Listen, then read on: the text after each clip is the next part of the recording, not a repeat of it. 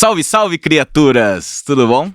Bem-vindos a mais um Dr. Wood. E hoje ainda vou apresentar para vocês aqui, antes de apresentar nossos convidados, vou apresentar o nosso vou falar meu primeiro livro, né? Mas são várias pessoas que escreveram aqui junto. A Madeira Industrializada na Arquitetura Contemporânea Brasileira, da editora Leude. Tá? Ele já está disponível para venda. É um livro bem legal que fala um pouco sobre madeira laminada colada, industrialização, como a madeira surgiu, né? Para dar várias dicas aí para vocês que têm interesse de falar e escrever e entender sobre a madeira e seu comportamento, sabe? É um livro que a gente se dedicou bastante. São quase 300 páginas de livro, 312 páginas de livro, com vários nomes, grandes nomes aqui, como Aflalo, como Hélio Olga, como o Nilson, né? Tadeu. E são vários nomes fortes aqui dentro do mercado da madeira e realmente tentando trazer o maior conhecimento aí para vocês sobre o que é madeira engenheirada, além do nosso podcast. E hoje estamos aqui com duas pessoas muito importantes para mim, né? O João e o Cauê, do Sala 3. E eu vou pedir para eles, na verdade vou agradecer eles aqui pelo tempo que eles estão aqui hoje nessa chuva aqui em São Paulo. Vamos lá, eu que agradeço o convite. Pô, baita parceiro aí, a gente, acho que esses últimos 2-3 aninhos, né? Estamos convivendo, conversando bastante sobre esse assunto. Acho que veio para ficar e a gente está aqui querendo falar um pouquinho de como a gente gosta desse material, como a gente incorpora na nossa arquitetura. Prazer, né, João, da Sala 3. Cauê, da Sala 3, tudo bem? Estamos aqui inteiro para vocês. Obrigado pelo convite, Calil. E não só o convite, eu já vou começar pedindo, vou querer um livro desse, hein, cara? Cara, eu vou falar pra você. Vou falar pra você que esse daqui eu tive que comprar. Eu tive que comprar, ainda não recebi a minha cópia. Mas com certeza, eu já até tava falando com o pessoal lá de marketing, principalmente a Gabi, de a gente comprar vários livros desse daqui e entregar pros nossos... Tem que vir assinado, né? Exatamente, assinado, dedicado, cara. Que vou falar pra você que foi um livro que foi bem legal, cara. E foi bem legal participar, realmente. E tem bastante informação boa aqui mesmo, cara. Exatamente. Então, pra começar, gente, eu sei que vocês estão no interior, né? Gosto muito de gente do interior, mas também entender a formação de vocês, cara. Entender de onde como você se formou, quais são. E a gente tá com dois aqui, então é legal essa discussão. Acho que o legal da Sala 3 em si, eu e o Cauê, nossa parceria, a gente é do interior, a gente estudou por lá, a gente ficou por lá, a gente nunca saiu, né? E é um negócio que a gente trabalha junto já desde 2009. É uma parceria bem antiga, por mais que o escritório seja de 2014. A gente trabalhou aí 5 aninhos no escritório juntos, cada um numa área ali um pouco mais específica. E quando a gente se formou, a ideia foi, vamos montar o nosso negócio, porque já estava acostumado com esse público que é de São Paulo para o interior, querendo um atendimento à altura. Não era uma coisa... A expectativa é muito alta, né, para pessoa que trabalha com esse tipo de arquitetura. Então a gente juntou e quis realmente criar um escritório. A ideia de tirar um pouco o nosso nome da frente, criar uma coisa onde todo mundo participasse. E aí que surgiu uma parceria. O dia que eu liguei pro Cauê, falei, cara, vamos montar o escritório. Mas vocês já trabalhavam juntos já? Nós trabalhamos 5 anos no escritório também em Itu. Legal. Na verdade, o João começou trabalhando lá primeiro, ele me convidou, estava precisando de mais uma pessoa. Fui lá para unir forças. É pior que a minha sombra, né? Que a gente trabalhava das 8 às 5 e depois ia pra faculdade das 7 às 10h30. Então... isso foi durante a faculdade, Foi então? durante a faculdade. Que legal, que legal. Surgiu ali, eu vejo mais esse cara do que minha esposa. É muito bom. Mas ele é bonitinho, né? Não, e aí começou essa parceria e aí surgiu a Sala 3, quando a gente resolveu realmente tirar esse espaço colaborativo de arquitetura. Então hoje a gente tá numa galerinha, a gente tá em 20, né? Então a ideia do escritório é atender, né, como um todo no interior, é o que você falou. A gente é do interior, a gente tem essa pegada de interiorano, a gente não é bairrista, pelo amor de Deus, mas a gente trabalha com a turma que vai pra lá querendo uma estrutura. A gente quis criar essa estruturinha aí, hoje a Sala 3 tá lá. E vocês são nascidos aonde? Eu sou nascido e criado em Itu. Em Itu também? Eu nasci, mas sou criado em Salto, cidade vizinha. Eu conheço Salto. Salto é bem legal, cara. Tem as Salto brincadeiras é bem legal. que fazem, Sensacional. Salto, Itu e tudo mais. E quando vocês começaram a trabalhar isso junto e tal, e até a Sala 3 surgiu, né? Quais foram as referências? Quais são as referências que vocês trabalham realmente? Como vocês se localizam? Quais são os arquitetos que realmente te inspiram a realmente ser o que vocês são? Eu acho que eu vou falar por mim, mas eu acho que é os dois, cara, que é engraçado, porque a gente, por um tempo, quando a gente tá na faculdade, a gente busca muita referência de fora, né? A gente fica vendo Tadauano, Remy, Miss Van der Rohe, tudo que a gente vai pegando ali na faculdade. Mas acho que depois que a gente se forma, que a gente começa a ver o que é o dia a dia da arquitetura no Brasil, uma coisa mais tropicalizada, que funciona pra cá, A gente vai muito pra essa ideia de Jacobson, Bernardes, Márcio, Isai, Arthur Casas. essa turminha que eu acho que tá produzindo de muito. Matos, Eu né? tenho um tio que é arquiteto, só que não é do nosso estilo, é um cara com referência de profissional, que é o Toninho Scarpa, né? Então eu gosto de citar ele porque ele me trouxe essa ideia de arquiteto dia a dia, diferente de estilo de arquitetura. Então, mas as nossas referências são bem brasileiras, assim. Bem brasileiros. A gente tem um pouco do estilo de arquitetura, que a gente recebe muita referência, a parte nórdica, até hoje em dia muito japonesa, né? Sim. Acho que os caras estão arrebentando por lá, a gente recebe bastante coisa, Shigeru Ban, Saná. Mas a nossa referência de início foi a turma daqui, cara, que eu acho que quem deixa, a gente via as coisas do cara acontecendo nos condomínios que a gente tava indo, frequentando, e a gente invadia, né? Tá aparecendo uma casa ali, vamos invadir, vamos ver o que esses caras estão fazendo. E acho que partiu daí. Se eles escutarem esse podcast, que eles não xinguem, visitando algumas referência, obras. cara, só admira pra caramba e a gente tem essa ideia aí. Que legal, e a maioria dos seus trabalhos é tudo em Itu? Ou você já tem outros trabalhos já? Já tem uma coisa fora. A gente... Itu já é uma cidade que, por si só, ela é muito forte com a arquitetura de alto padrão, que é o que a gente gosta de praticar, o que a gente está mais acostumado, né? Quem procura a gente hoje é isso, porque tem condomínios muito antigos, com terrenos com tamanho super legal, com a galera com uma proposta muito legal. Só que a gente já tem coisa em Piracaia, temos aqui em São Paulo, tem Bragança Sorocaba, Paulista. tem Bragança, tem Vinhedo. Na região como um todo a gente tem na praia, a gente fez uma coisinha no litoral, ali na Praia da Baleia. Mas o foco é Itu. A gente está focado em Itu, a gente quer atender fora. Tem uma reunião agora que vai fazer coisa no Rio de Janeiro, tem umas coisinhas fora, mas hoje em dia a gente está mais centralizado em Itu. E 100% residencial, a maioria deles. Cara, engraçado, No começo... Sempre no começo é diferente, né? É legal falar isso. Nós atendemos bastante parte comercial, fizemos restaurante em shopping, foi uma loucura. Na cidade aqui em São Paulo também. Fizemos galpão comercial. De tudo um bastante pouco, coisa, mas hoje em dia, se falar 98% tem, residencial. 99%, hoje em dia. Tem aquele 1%, né? E aí, foi vocês que se identificaram com o residencial ou foi realmente um flow? Na verdade, a gente, desde que começamos a trabalhar com arquitetura, foi na área residencial. Legal. A nossa escola foi residencial, então foi mais natural ir para esse lado. E a gente gosta de pensar espaço para pessoas que usam dia a dia, então a gente tem muito essa ideia de que a casa é o lugar onde você mais tem que curtir de todos, assim. Pô, você adora viajar, você adora tudo, mas sempre tem aquele negocinho, eu gosto de voltar pra casa. Sim. Só que você só vai gostar de voltar pra casa se sua casa for animal, se sua casa for muito bem pensada, for aconchegante, tiver a sua cara. Então a gente gosta de pensar na arquitetura pra cada um. E eu acho que residencial é muito isso, né? Hoje em dia, quando você pensa em espaço comercial, você pensa pros outros. A pessoa que tá trazendo esse projeto já é pros outros. O residencial é aquela pessoa que pensa pra ela, pra família, pro bem-estar. Então a gente tem um pouco do residencial na veia aí. Por mais que a gente não queira parar por aí, a ideia é projetar outras coisas, né? Legal, cara. Muitas outras coisas. E já falando nessa pegada já também, quando um cliente vem pra vocês, na verdade... Como que é a abordagem? Como vocês concepcionam uma casa para um cliente? Quais são as perguntas que vocês fazem? O que você leva em consideração quando você vai no terreno? Como que você escolhe os seus materiais de construção? Como que vocês fazem essa abordagem? Pode começar? Cara, é engraçado porque eu e o Cauê, a gente tem muito essa ideia de atender juntos, de estar do começo ao fim com o cliente. Quando a gente percebeu que começou a crescer e volume, a gente pensou de um jeito que a gente consiga trazer o máximo de informação do cliente pra gente, guardar essa informação para não se perder. Então a gente começa com atendimento, a gente tem um comercial para fazer um questionário de perfil, de programa, tudo que a gente tem do cliente, daí a gente marca uma visita no terreno, que a gente tem que saber como que é topografia, insolação, umidade, vento, tudo. Vizinhos. Casa na praia, casa na represa, é completamente diferente de uma casa no campo. Então a gente gosta de pensar em tudo, antes de fechar um projeto, explicar, a gente dá muita informação para o cliente nisso, porque a ideia da concepção de materiais, estrutura, acho que ele vem como um resultado do todo. Acho que depende de onde está, de facilidade de construção, dificuldade, se é mais para a parte de concreto, se vai ser madeira, se vai ser metálica. A gente é multifunções lá no escritório em relação à estrutura. E o cliente, quando chega para a gente, é engraçado, porque como Instagram...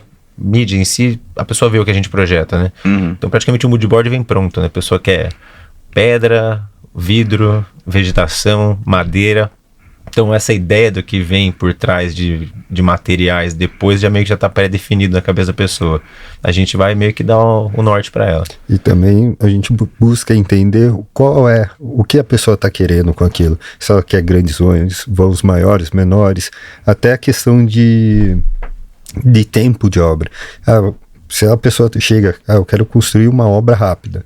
Então, ali a gente vai determinar também o estilo. Isso vem no comecinho, né? Tipo, quando a pessoa chega pra gente já tem essa informação. Dá pra saber se é muito ansioso ou não, né? Não, mas acredito que todos são, né? Não, todos são, não tem jeito. Quem já fez obra segura a ansiedade. Então, Maria de primeira de viagem quer fazer rapidinho, E daí os modelos, vocês fazem modelos volumétricos, como é que é? Para apresentar, e daí você faz uma apresentação, vocês fazem um estudo antes, como é que funciona toda exatamente? Toda a concepção de projeto, nossa, começa com o bom e velho lápis e folhinha, rabiscar. A gente parte joga depois pro CAD, vai criando. Isso o João é mais especialista. Então a gente vai discutindo, evoluindo, bastante conversa, vai olhando todo o questionário do cliente para não esquecer de nada. Que é engraçado que eu falando assim, quando a gente começou o escritório, que era só eu e o Cauê, a gente já tinha uma ideia de concepção assim, vamos começar o projeto, os dois juntos, começa a planta, a gente sempre trabalhou muito desenho à mão antes, né? Não tinha... Fazer 3D não era tão simples assim, né? Não era todo programa, você tinha que mandar fazer fora, ou aprender a fazer ali de uma forma... um pouco mais dia a dia, não ficar tão perfeito assim. Então a gente fazia muito desenho à mão. Desenho à mão, a gente conversava muito até chegar nesse projeto. Então a gente tem essa referência de que o estudo preliminar virou uma das etapas mais importantes do projeto. Lógico, a parte de detalhamento técnica é o que vai fazer o negócio acontecer. Mas para o cliente conhecer o projeto que a gente está oferecendo, para mostrar o que está na nossa cabeça, é difícil você só falar. Principalmente, a gente tem que partir da premissa que todo cliente é leigo, né? Sim. Por mais que uns entendam mais do que o outro, faz parte do dia a dia. Então a gente gosta de a gente investiu muito em pessoas, em programas, para a gente apresentar 3D, vídeo. Então todo o nosso estudo preliminar é com vídeo. Todas as revisões a gente apresenta imagem de todos os ambientes, a gente não mensura a quantidade de imagens, a gente quer passear pela casa como um todo, para na hora que o cara falar, cara, é isso aí que eu quero, tô apaixonado, a casa não precisa mexer mais. Então a parte de modelos que você falou, a gente trabalha bastante com vídeo. Vídeo, imagens, a apresentação que você comentou, a nossa apresentação inicial, ela contempla como um todo a casa. Então a gente estuda todo o impacto que pode ter a casa na vizinhança, né? O que tem em volta, insolação. Então nós... Até o tipo de estrutura, né? Até o tipo de estrutura a gente apresenta nesse primeiro estudo para a pessoa conhecer cada canto da casa, como o João falou. E... tá bem confortável quando for dar ok, né? Exato. E quando se apresenta madeira, cara? O que os caras perguntam? Deve ser uma coisa... assusta.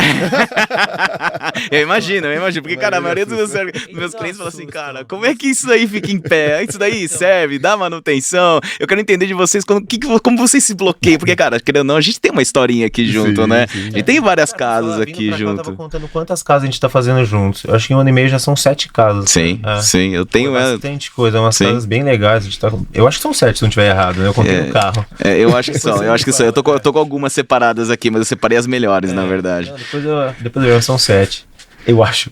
Mas vamos lá. Cara, madeira. São 7. O cliente já chega com o material que ele quer.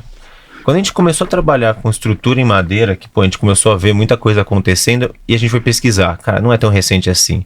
Então a gente sempre, quando o cliente está muito relutante em estrutura, a gente mostra particularmente uma casa do Acaiaba, que acho que tem uns 20, 30 anos, tem um pilar só, a casa é um negócio de outro planeta. Não é só uma estrutura de madeira, é uma estrutura de madeira complexa. Sim. E tá lá perfeita, não tem o que falar. Então na parte de estrutura, parte de manutenção, que aí é onde o bicho pega, porque você propõe um deck de madeira hoje em dia, a turma já dá um pulo de meio metro de altura, né? Ficar refém desse deck e tal.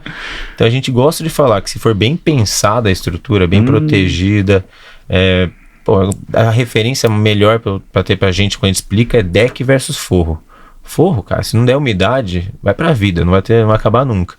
Deck, você tem que ter um certo controle, porque ele vai acumular água em cima. Assim como a estrutura, né? A estrutura, se você não usar bem as proteções, que aí vai com o Dr. Wood, aí deu várias ideias pra gente, palpites e dicas e todos os ensinamentos, né? De como proteger o de topo, que tipo de madeira usar em cada situação.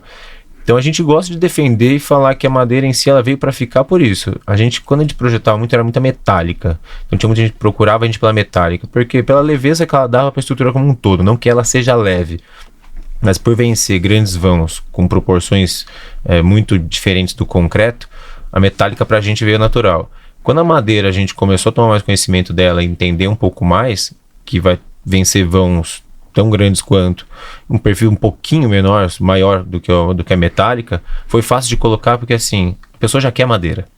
De algum Então jeito os seus clientes já querem madeira. Eles querem madeira. Eles querem madeira. Eles não estão nem pensando na estrutura quando chegam lá. Nem imaginam que propor isso. Mas eles querem o aconchego da madeira. Sim. Aquela casa que tem madeira em painel, brise, ripado, tudo isso tá muito em alta nessas imagens. Então o cara já chega com essa ideia da madeira e a gente põe a pulguinha atrás da orelha. Pô, por que não a estrutura já vem de madeira? Pô, construção seca, a estética dela fica super agradável, a gente consegue vencer, criar toda essa integração que tá pensando. Então ela tem vários coisas a favor dela, assim, tipo... benefícios, né, pra madeira, não é madeira de lei, é madeira que é de reflorestamento. Então tem várias coisas que a gente consegue convencer, se a pessoa tiver com essa abertura, né? Sim. Mas daí... E quais são as maiores perguntas que eles fazem pra você quando você propõe realmente uma estrutura de madeira complexa, que nem a gente tá com uma casa agora gigante lá no Terras, que tem vigas, sei lá, 15 metros de comprimento ali, são vários pórticos, uma coisa grande realmente, né? Acho que vai até ser o maior vão que a gente fez em madeira juntos aqui. Acho que ele é o maior vão que a gente fez em madeira. Sensacional. Baita de uma casa. Barney específico, né? Começou o Barney engraçado porque vocês veem que não tem nada de Barney. Não tem nada de Barney. Não tem nada de Barney. A casa em si, tipo, quando veio o cliente em si, até dessa casa específica, que eu acho que vai estar como Barney House, mas pra gente agora talvez vai aparecer como casa Stark em alguns lugares. Ele perguntou muito da madeira, porque ele falou, cara, não quero uma manutenção constante, não quero essa dor de cabeça. Mas, pô, quando a gente apresentou o resultado em si de vídeo, ele amou. Entendi. A princípio ele amou, era pra ser uma casa 100% até, né? Era pra ser CLT, wood frame, era pra ser tudo. Depois ele acabou abrindo mão de algumas partes aí, mas todo o exoesqueleto da casa ficou na madeira, todos os pórticos, tudo que a gente queria valorizar com iluminação é madeira. E ele veio muito relutante nisso. Então as principais perguntas que ele fez, que eu acho que é recorrente em todos, né? Manutenção. Como é que é a manutenção disso? Qual que é a periodicidade disso? Sim. Então a gente sempre coloca isso, cara. Tipo, em alguns pontos da sua casa onde toma mais sol, mais chuva, tá, pô, vai ter que tomar um vernizinho. Já tem lá na proposta, você vai ver que tem qualquer tipo de manutenção. Mas a ideia são as garantias que ela tem contra a parte mas é isso que eu ia até comentar. Né? As manutenções que a estrutura de madeira pede é a mesma coisa que uma estrutura metálica pede, que uma de concreto pede, porque vai ter que pintar a casa, da manutenção, tem que pintar a estrutura metálica, senão começa a enferrujar. É a mesma coisa. Diferença que a gente não enferruja, né, cara? A gente não enferruja. Acho que a maioria das casas que a gente faz no litoral, percussão. Mas sabia que o Stark, até mesmo o Sr. Stark me ligou. Eu chamo ele de Sr. Stark, que gosta desse nome. Mr. Stark. Ele me ligou, ele até tirou várias dúvidas. Ele é um cara bem interessado. Ele entendeu realmente da manutenção do seu trabalho. Eu acho que, na verdade, eu acho que ainda falta, e é por isso, acho que até mesmo do podcast que a gente tá fazendo aqui, pra realmente expor o que as pessoas pensam, o que elas ainda acham que existe, o que pode acontecer, o que não pode acontecer com a estrutura de madeira, né? Eles sabem o que é bonito, eles sabem o que eles querem. Mas quando você vem com essas ideias um pouquinho diferentes, porque cara, a madeira não é novo, mas pra gente aqui em si, nesse mercado que tá, ele é novo. Eu acho que se pegar em Itu, deve ser, sei lá, 10 casas de madeira hoje. De madeira laminada, né? Uhum. Ou lamelada, né? Não, mas olha só, a gente tá falando do condomínio fechado, em Itu, que é no interior, com 10 casas dentro do condomínio, cara. Não, é coisa pra caramba. Não é pouca coisa. Sim. Antigamente, cara, vou falar antigamente, quando eu falo antigamente, 5, 6 anos atrás, a gente nem imaginava que isso daí podia acontecer, entendeu? E a gente viu através de vocês, e aí entender realmente, quando que foi a virada de chave suas, do escritório em si, qual que foi aquele, que você vai, clique, fala, cara, agora eu tô com 10 casos no condomínio fechado de alto padrão aqui dentro de Itu. Cara, 10 de madeira, né? 10 de madeira, exato, desculpa então. Não, devia ter feito as 20 de madeira, né? A gente tentou mais algumas, né? Mas a virada foi na pandemia, né? Pô, a gente já tava numa pegada legal de projeto, a gente tinha uma equipezinha que tava já encaixado, quando veio a saída da pandemia, que ninguém sabia o que ia acontecer, a gente tinha acho que 3 casas lá, nesse condomínio específico que a gente tava falando, tinha outros condomínios ali próximo também, tinha uma produçãozinha, mas cara, a pandemia veio um negócio de louco, né? A gente foi de 5 para 21 pessoas, assim como foi de 10 projetos para 80. Então a gente tá, nesse condomínio específico, foi para 47 casas, Quase eu acho. 50. Tá Nossa, Sendo que bastante. 10 a gente conseguiu fazer de madeira, porque, pô, a gente percebeu o quanto isso mudava o padrão das casas que estavam lá dentro, assim, pô, o tempo de montagem. É isso que eu quero que você fale, realmente. Qual que é a diferença entre trabalhar com os... Porque, cara, vocês têm, como você falou, 47 casas. Não, né? é diferente. Então, qual que é o grande diferencial entre trabalhar com um material engenheirado de madeira, como a gente está trabalhando aqui, além de trabalhar, claro, com projetos em BIM, né, com compatibilidade e tudo mais, com os outros materiais?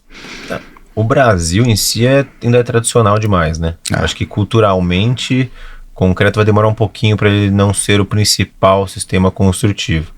Acho que é o que tem mão de obra mais abundante, essas coisas, mas a gente sabe que é sofrido. Então, tipo, a gente tem um cronograma de obra a ser seguido que tudo atrapalha. Chuva atrapalha, qualquer tipo de condição atrapalha, deu uma crisezinha atrapalha, mão de obra, que aconteceu na pandemia, pelo volume de casas, de obras em si, faltou também.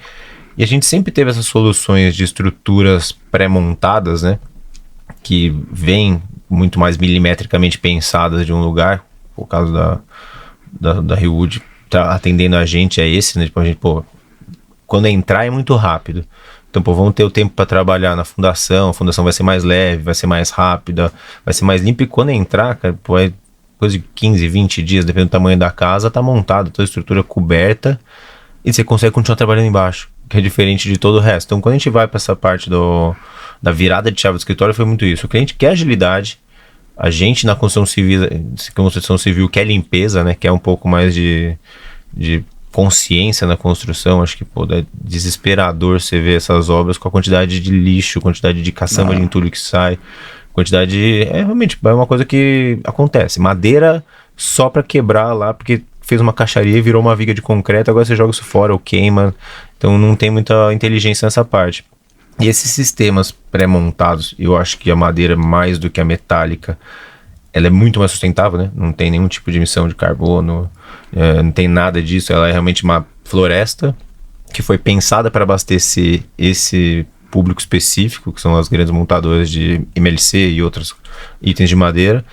E pra gente, a gente começa a ter essa consciência e sentindo a facilidade de ter uma equipe profissional, que é o negócio desse tipo de estrutura, com pessoas que pensam engenharia, de tudo, pô. Eu pego meu celular, acho que eu tenho umas 14 pessoas da Hillwood que eu converso. Cada um tem um engenheiro, tem gente pra conversar, tem gente pensando alguma coisa ali por trás, e quando chega tá tudo usinadinho, as peças estão usinadas, o pilar tá exatamente onde foi pensado. Então pra gente não foi muito difícil virar a chave, falando bem a verdade. Acho que foi um pouco mais complicado a primeira obra. Sim. Que foi aquele negócio, pô, vamos sentar aqui e me ensina como é que funciona isso daqui. Mas, pô, ela tá perfeita lá. Acho que a Casa das Nascentes, depois, se quiserem dar uma olhadinha lá, ficou legal pra caramba. E depois dela, cara, a gente aprendeu muito, e sempre que a gente tem a possibilidade, por sinal, de semana que vem a gente vai receber mais uma aqui em São Paulo, aqui no Planalto Paulista. Essa é 100%, e a gente vendeu até a ideia pro cara que se ele quiser tirar a casa do terreno onde ela tá e levar pra uma fazenda, depois ele tira. Que legal, sensacional, essa é cara. pra você também, acho que... Legal. Eu gosto de desafios. E deixa eu perguntar, cara. Quando na faculdade, vocês tiveram alguma orientação de madeira, alguma coisa? Ou sempre foi uma coisa tipo assim... Só tesoura de telhado, né? Só calcular nada de estrutura. Estrutura nós fomos aprender com você um dia lá, que nós fomos na Hillwood, para entender, né? Porque é o legal da estrutura de madeira é como você pode trabalhar com as vigas. Você pode trabalhar ela por baixo da terça, por cima, no meio. Então depende do que o arquiteto vai querer e está propondo também na estética, e também dos vãos, né? Do tamanho do balanço. Então tem toda uma proporção para pensar. Tem que ter, eu quero um balanço de 4 metros. Então tem que ter um balanço de 4 metros para valer a pena. O contrabalanço, então para valer a pena. Então várias coisas vão... Acho que é um desafio legal para a arquitetura. Acho que valoriza ainda mais a nossa arquitetura, a casa e tudo mais. Porque na faculdade, acho que calcular momento, essas coisas, a arquitetura, acho que se eu...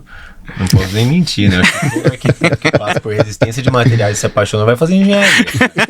A gente tem que saber o básico. Ou vai tocar obra, né? Um dos dois, né? E aqui em São Paulo tem um escritório que é especialista em cálculo de estrutural. E é escritório de arquitetura. Então, isso que eu tô falando, o cara se apaixona e vai se apaixona. Nada, né? Verdade, cara, não sabia disso aí não. Que legal. Se você pegar resistência de materiais, madeira, é momento, vai pegar umas terças. Cara, preciso saber o quanto esse negócio vence. Porque eu acho que a arquitetura, lógico, a gente tem que entender um pouco de tudo, mas a ideia de ter pessoas que sabem o que estão fazendo por trás. Então, quando a gente propõe no nosso conceito de projeto, é o mais próximo possível do que a gente sabe que vai ficar. Mas a gente já sabe que pode ter uma alteraçãozinha ou outra. Pô, a gente colocou lá 40 centímetros, vai ter 45, vai ter 43. Então a gente vai conversar. Então a gente quer ter uma noção, a gente entende tudo, tenta entender o máximo, né? Mas é aquilo, gostou de resistência de materiais, cara, se for pra arquitetura, você tá perdido. Mas o projeto de vocês sai bem bolado, né? Sai um negócio redondo, né? Sai uma loucura, cara. A gente entende, a gente sempre, antes de fazer qualquer coisa, óbvio, tem um cliente da outra ponta do negócio, Sim. Tem que não posso dar mancada com ninguém. Então sempre que a gente vai começar, a gente se informa, a gente estuda, a gente senta, a gente discute, liga pros fornecedores, pros parceiros, né? Eu acho que não é nem fornecedor, acho que é parceiro, porque nessa hora é isso mesmo que a gente tem que ser. E, vamos tentar fazer o mais perfeito possível, cara. Isso aqui tem que sair um brinco. Daí, quando a gente tava na faculdade e não teve isso, vamos buscar essa informação. E quando você fala, foi um ponto muito legal que você falou, João, que foi a sustentabilidade, né, da obra em si. O quanto isso é válido para um cliente, ou quanto isso é válido para vocês como escritório, quanto vocês levam isso em consideração realmente quando vocês estão fazendo um projeto? Vamos falar assim, se a gente pensar no começo da concepção, a gente tem no nosso questionário até a pergunta de o quanto ele gosta dessa área. Porque tem cliente que não está tão preocupado, a gente tenta conscientizar em alguns pontos, mas pra gente eu acho que sustentabilidade como um todo, né? Se pensar desde o reaproveitamento de água, de energia do sol, de usar fotovoltaica para gerar energia, não só para aquecimento de água. Quando o cara já tem esse pouquinho de consciência que vai gerar economia para ele, esses itens, além da sustentabilidade, se eu falar pra você que a maioria das pessoas vem pra gente falando, não, eu quero uma casa sustentável porque eu tenho essa consciência, não vem. Muito difícil, né? É muito difícil. Muito difícil. A maioria vem pensando mais na economia no bolso. Sim. Cara, quanto é que vai custar minha casa, com ar-condicionado ligado, com piscina com aquecedor, com trocador de calor, e o que eu preciso fazer pra bater isso aí? Porque é um investimento, você vai colocar lá 100 mil de placa fotovoltaica, para economizar 4 mil por mês, 3 mil por mês de energia, a conta meio por cima. O cara faz essa conta, é fácil, né? Se pensar, vamos colocar isso no banco, não vai me render isso aí. Sim. Então tem alguns que vêm, já teve alguns clientes que vieram bem com essa ideia de, que só quero que usar madeira com selo, quero que a estrutura seja uma seca, né? Porque isso vai gerar essa parte de resíduo na obra, mas não é o foco da maioria. É pelo menos o que eu sinto, né? O que você sente, Cauê? É a mesma coisa. Eu acredito que nessa parte de sustentabilidade, o cliente ele tem que, como eu posso falar, ele tem que buscar isso, querer isso para a gente poder comprar a ideia com ele e implantar. A gente não tem como forçar algumas coisas. Eu gostaria. Né? E eu sei que o futuro é esse, né? O futuro pede isso, como o João estava falando também da questão da mão de obra. A mão de obra, ela está ficando escassa também no país. Então, e com uma empresa especializada fazendo toda a estrutura em MLC, fechamento em wood frame, a obra vai ganhar, vai ter pessoas mais técnicas fazendo a obra, vai agilizar a obra e vai diminuir o resíduo, que acho que é o que mais gera resíduo hoje, construção civil, né? Bastante. Eu acho que até pegando tudo, um pouquinho do que eu tô vendo vocês estão com a construção agora, acho que é 100% MLC com laje verde, né? Com telhado verde. Sim, a gente tá com uma obra em Uberlândia, é praticamente um shopping, né? Uma incorporação da Idealiza, tem 1.000 e alguma coisa metros quadrados, tem eixo X e eixo Y torcido, sabe? Eu vi. E cara, tá uma loucura aquilo lá vai fazer um puta boom, sabe, na frente, mas é uma coisa que realmente eles torceram pra esse lado e, cara, vai virar um parque no final. Um parque aberto pra todo mundo poder andar e participar. E aí você consegue ver, não sei se 100%, mas uns 90% do que você consegue fazer com madeira tá ali, né? Cara, tá ali. Tá ali. Todas as complexidades de curva. Não, cara, aquilo lá deu trabalho. Eu tava lá essa semana, cara. Eu falei, nossa, aquilo lá tá dando trabalho, mas, cara. Eu pergunto pra você, aquele telhado verde é por sustentabilidade? 100%. Aquele lá é da Sky Garden. Sky Garden, tá me devendo uma. Tá, a gente utilizou bastante Sky Garden lá. É uma empresa que a gente já utilizou em outros projetos, tá? E... cara, é sensacional. O sistema funciona muito bem. O grande problema, assim, gente, não é que vocês não podem utilizar telhado verde. Telhado verde, entenda que a madeira é um material leve. Então, quando a gente tenta chegar em vãos maiores, em esbeltez maior, qual é o trabalho da Rewood? É tentar otimizar o melhor metro cúbico por metro quadrado. Quanto menos madeira a gente utilizar por metro quadrado, além do preço ser o melhor por metro quadrado, que é a otimização de projeto, mas também você consegue uma peça mais esbelta. E quando você trabalha com madeira, o ideal é você trabalhar com telhados mais leves possíveis. Seja com telha trapezoidal, seja com manta termoplástica, com materiais mais leves e retirar a caixa d'água de lá de cima, né? Então esse tipo de coisa. Quando você coloca um telhado verde numa casa, impacta muito. Agora, aquilo lá é gigantesco. O impacto daquilo lá, se eu não me engano, o telhado que estava sendo colocado lá é de 55 a 60 quilos por metro quadrado, o que já é um impacto grande pra gente da madeira, mas, cara, é uma coisa que no projeto justificou. Foi uma justificativa do projeto porque ele também procura os LEEDs. Tu vai querer todos os selos. Exatamente. Então, através dos selos, ele consegue justificar uma obra daquela. E por também ser uma incorporação onde aquilo lá tem que chamar atenção para realmente gerar negócio. Entende? Então, assim, dá para usar, já fiz obra em Santa Catarina com telhado verde, é legal pra caramba. Muitas vezes as pessoas vão dar manutenção com a enxada lá em cima, fura a manta e daí dá problema.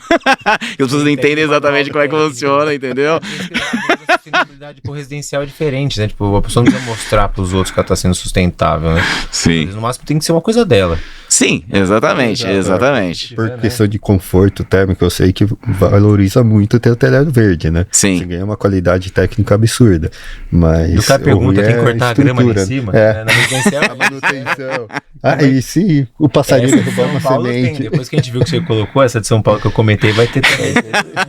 Aí já vimos que vai ter que. E daí a gente faz assim, esse aqui é o valor com telhado verde, esse aqui é o valor 100. Aí vocês escolhem. Então, eu dou escolha pro cliente, entendeu? É assim que funciona. É uma coisa que é legal. Começa assim. E o legal do nosso escritório e a parceria com a Rewood é justamente também isso. Essa parceria de melhor custo-benefício. Sim. Então o escritório, a gente se preocupa muito com isso. Quando o cliente vai até a gente se preocupa. Mas a primeira pergunta que a gente fala, qual que é a sua budget? Quanto você está pensando em gastar nessa casa? Então, também a expectativa. Exato. Né? Então também vai nortear muito o nosso projeto. Cara, isso é muito importante. Eu vejo isso frequentemente no projeto no Sala 3. Isso, cara, é sensacional. Vocês são muito abertos em realmente resolver a solução para o cliente e ouvir o que a gente fala. São poucos escritórios de arquitetura que me dá a liberdade de realmente desenhar da forma que vocês dão e propor realmente soluções que realmente melhoram para o cliente. A gente entende que são poucos arquitetos que tiveram estruturas em madeira ou arquitetura em madeira com referências, como você próprio diz, internacionais, que eu espero que no futuro, através de livros como esse, até mesmo de obras como vocês, tomem como referência as suas obras para que você possa construir mais e entender as soluções a qual a gente está propondo.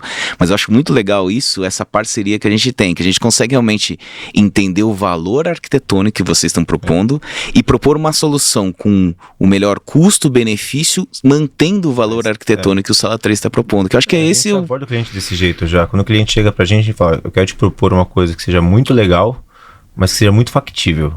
Então, se você se apaixonar por isso, eu também vou estar apaixonado pelo meu projeto. A gente fala muito, a gente tem que se apaixonar, mas o cliente tem que gostar mais do que a gente.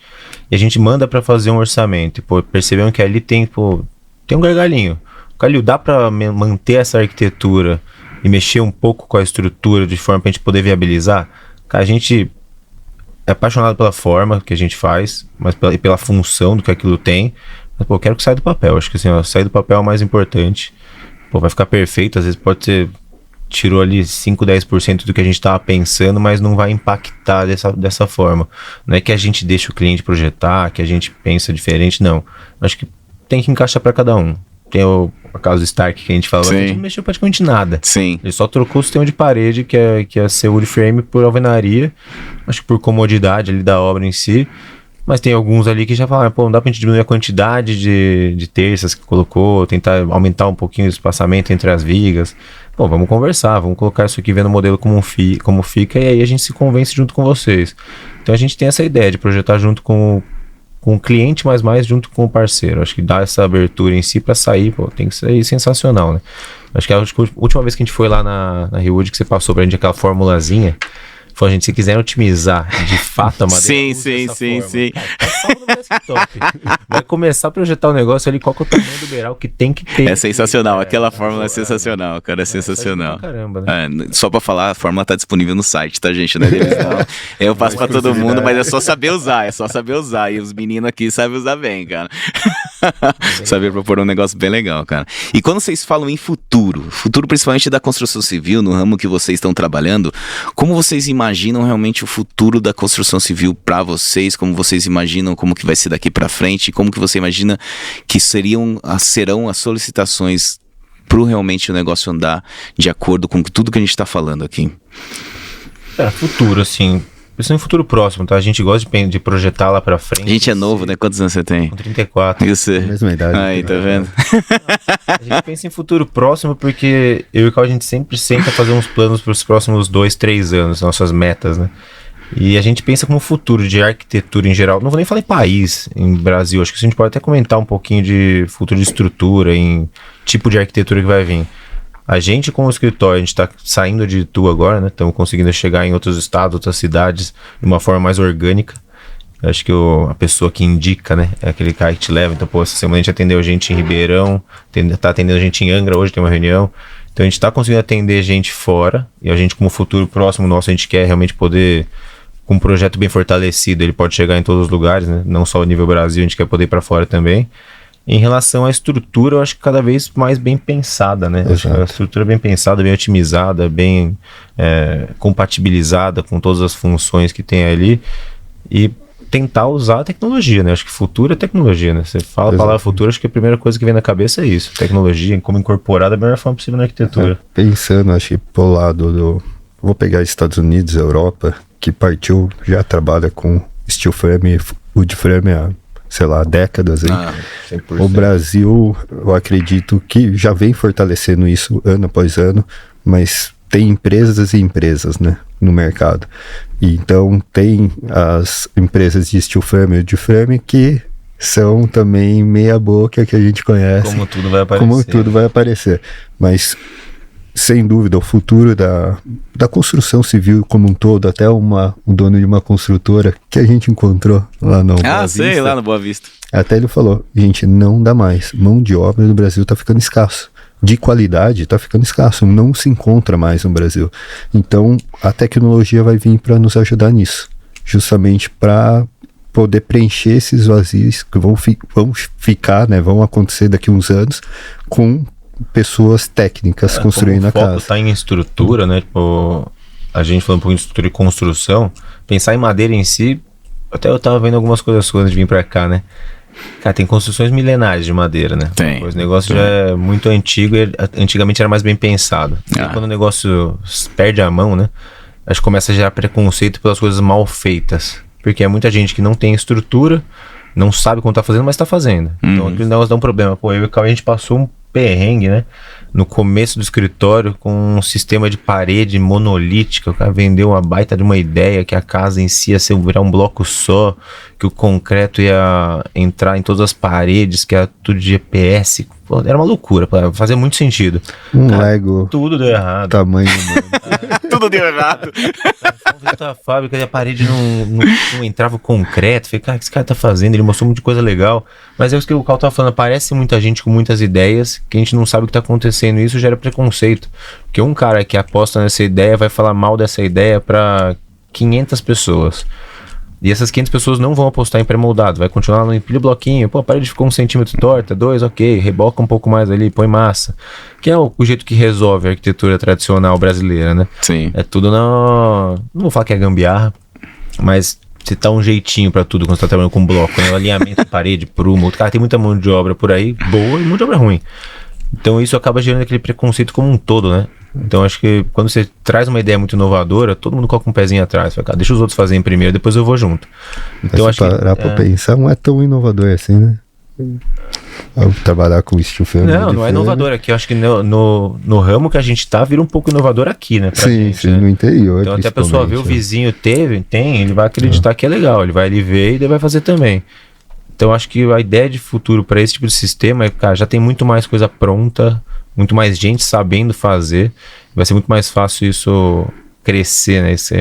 Escalonar exponencialmente. Eu acho que como futuro já vai aparecer muito mais sistema. Eu acho que você vai se atualizar bastante ainda, cara. Na verdade, eu acho que tudo começo a gente erra bastante, né, cara? Eu vejo pela Reud, a gente errou.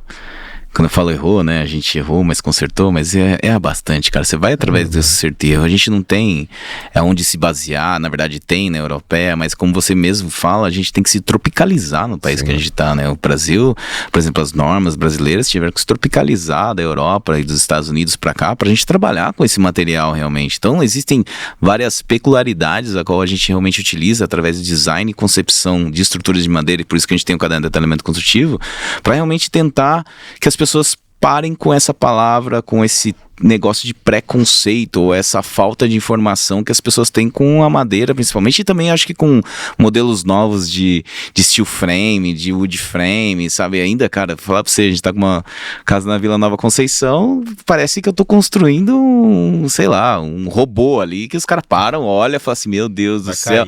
Nessa obra de Uberlândia que eu falei pra vocês, semana eu tava lá, né? Foi antes de ontem, o cara falou assim, perguntou pra mim, viu, quando é que você vai desformar? Eu falei, caralho. Como é que você vai desformar, meu? Você não tá entendendo, desformar. Tá pronto praticamente o negócio, cara. Como é que você vai desformar? Desformar o quê, cara? E as pessoas ainda não entendem. Levei pessoas, assim, com conhecimento, com empresas grandes, com construção civil, levei até no edifício de madeira nossa, e as pessoas olham assim e falam, cara, onde tá o aço aqui dentro? Meu, não tem aço, sabe? Ainda tem, sabe? Ainda aquela falta de informação e tudo mais. E, cara, eu acho que a gente tem que crescer com isso. A gente vai errando, vai acertando. No nosso mercado, quando o cliente ele aceita a ideia, ele por si só pesquisa. Sim. Então, hoje, quando ele consegue ver o que tem de tecnologia de colagem envolvida nisso e pensada para isso, né? Acho que os sentidos da madeira, o jeito que ela é feita, a resistência que ela atinge. Não me engano, acho que você comentou uma vez que eu acho que a resistência da madeira é igual ao do concreto. Isso, exatamente. Exatamente. Então, cara, você vê, tipo, como resistência, não tem o que falar. Acho que realmente é só informação. A informação porque sistema em si, no geral... Pô, a gente trabalha também com steel frame, a gente trabalha com wood frame, trabalha com estrutura metálica, mexe com concreto, a gente gosta de mexer com tudo. Acho que é o que você falou, o desafio é o que move a gente. Sim. E na maioria das vezes é híbrido, né? Tipo, o negócio vai ter... É misto, né? Vai ter um pouco de concreto, daí a cobertura, a madeira, a gente consegue introduzir ali já alguma coisa diferente. Então a gente sabe o que é isso que é difícil pra pessoa, né? Ela vê e entender que aquilo tá pronto, que é aquilo, que para em pé, que é perfeito, que todo o resto que vem por trás dela é mais legal ainda do que só a estética. Eu acho que a gente fala muito estética, né? Porque a arquitetura, o primeiro conceito que você vai é estético. Só que se você vai para trás na tecnologia de construção e o que ela agrega como um todo, tipo o material, madeira, cara, estamos de madeira, tipo, tem gente que fala, não, que madeira que é madeira de lei, é madeira maciça, não, cara, é madeira para isso. Normalmente, se tiver, eu acho que é pinos e eucalipto, né? Pinos e eucalipto, exatamente. Então são madeiras que não são nem brasileiras, são madeiras de fora que se tropicalizaram, que crescem rápido, reflorestamento, então uma coisa que se renova muito facilmente, que é completamente diferente de ferro. O ferro você tem que extrair, não se renova, né? Cimento. Então você pega a madeira em si, ela tem vários conceitos por trás que se a pessoa conseguir entender o porquê de usar aquilo e não só ficou bonito, eu acho que isso tem a ideia é muito mais pra frente. Eu acho que e o legal as pessoas hoje em dia, como o jogo falou, buscam informações, mas tem que tomar cuidado com algumas informações, né? Tem que vir buscar profissionais certos para escutar. E o legal do podcast que você criou é justamente para trazer e deixar as pessoas conscientes em relação à estrutura. Gente normal falando sobre isso. Eu acho legal, eu até vou trazer alguns técnicos, né? Preferindo trazer algumas pessoas assim, realmente para falar, né? E falando mais sobre, por exemplo, as obras que a gente já fez juntos, né? Falando, qual foi quando você fez a primeira estrutura de madeira, quando você fez aquilo lá, qual foi o comentário do cliente, alguma coisa assim, de que ele nunca tinha visto aquilo? Como é que foi aquele negócio, entendeu? Eu lembro que a gente fez até um churrasco uma vez. Você vê, a gente fez um churrasco lá. Eu acho que foi 2, exatamente. Eu vou citar de cara a Casa das Nascentes, que foi tipo uma que durante um tempo só tinha ela. E daí você fez no meio dela, se você lembrar, uma ampliaçãozinha no Terra Zoom. Sim, que foi. A gente mudou um sistema de cobertura, colocou também. Todo mundo que olhou achou incrível. Não teve uma pessoa que fala, nossa, mas vai dar manutenção. Acho que depois de pronto, protegidinho, sempre foi, nossa, que aconchegante que ficou o espaço. Que legal. Que sistema legal. E eu acho que, tipo, além da estrutura, porque vocês não fazem só a parte de madeira, né? Toda a parte de insert, de pilar Sim. metálico também vem junto. Então a solução como um todo, a primeira vez que a gente apresentou, né? Que foi a Casa das Nascentes. Cara, ele nem pensou em trocar, né? Ele não mexeu nada. Ele comprou a ideia de primeira. cara. de cara, Que legal, que legal. As outras pessoas que vieram depois dele, nós levamos até a casa do cliente, dele, você vai dar uma olhada. e para convencer, Todo mundo para amou. entender, e todo Essa mundo amou e pessoa- comprou a ideia. Eu achei o mais legal em si dessa casa foi isso, tipo, ela era um sistema, foi uma ideia de trocar a metálica, que a turma vinha muito com essa ideia de, pô, vamos construir com um civil, construção tradicional até a primeira laje, né? E onde não tivesse segundo andar, que pô, parece que é uma coisa super milagrosa, tem prédio de 25 andares de madeira, cara. Parece que você vai fazer uma coisa de outro planeta construir uma cobertura. Exatamente, eu sei disso. E vinha muito essa ideia de Eu sofro disso. Será que isso aí vai torcer? Será que vai flambar? Eu falei, cara, ela é engenheirada pra isso não acontecer. Eu quero que você aceitar o conceito estético, que ficou legal pra caramba, de vencer o vão, que era ficar tudo integrado, a gente vai fazer isso acontecer. E quando ele nem pensou meia vez, ele nem pensou em mudar nada Não. disso. Daí que a gente veio pra você, Calil, agora dá uma ajuda aí. Tá Porque, certo. para entender um pouquinho qual foi a ideia dele, ele queria uma casa de campo que fosse aconchegante e fosse um pouquinho mais bucólica, que é a casa justamente com a arquitetura que a gente gosta de fazer, Sim. que é a arquitetura de veraneio. Casa de campo, Casa de mesmo. campo. E quando a gente estava fazendo a concepção desse projeto, nós pensamos, vamos trabalhar com a metálica, mas aí na hora Muito industrial demais, né? na hora que nós colocamos no 3D, eu falei, cara, não tá casando. Aí quando colocamos a de madeira, fechou. Que eu falei, o cara já quer Casou madeira. com o projeto perfeitamente. O casal que vem ali, o homem e a mulher já estão com essa ideia de conceito estético de madeira, forro. A madeira como estrutura ela só vem como um plus, assim. Tipo, não precisa ter concreto, não precisa ter metálica. Vamos manter a ideia de forro e estrutura toda em madeira. Aí, cara, quando o cara compra a ideia, não precisa nem tentar convencer, porque esteticamente não tem o que falar, né? Legal. E em termos de industrialização, quando vocês falam em industrialização, produtos industrializados, quais os outros materiais que vocês também pensam industrialmente? Quais são os outros materiais que vocês utilizam para realmente seguir a mesma linha da estrutura principal? Como escala industrial em si, eu acho que... Seja ele em revestimento, seja então, ele... acho que é um a pouco de cobertura, né? Cobertura em si, a gente gosta de TPO, trabalhar né? com essa ideia de TPO, de usar o PVC em si, né? Que eu acho que ele traz muito da parte de estar tudo fundido numa coisa só. Então ele também é um elemento de uma empresa só, em vez de pegar o que fazia antes, que era o telhado, a calha, o rufo, todo o resto é uma coisa só.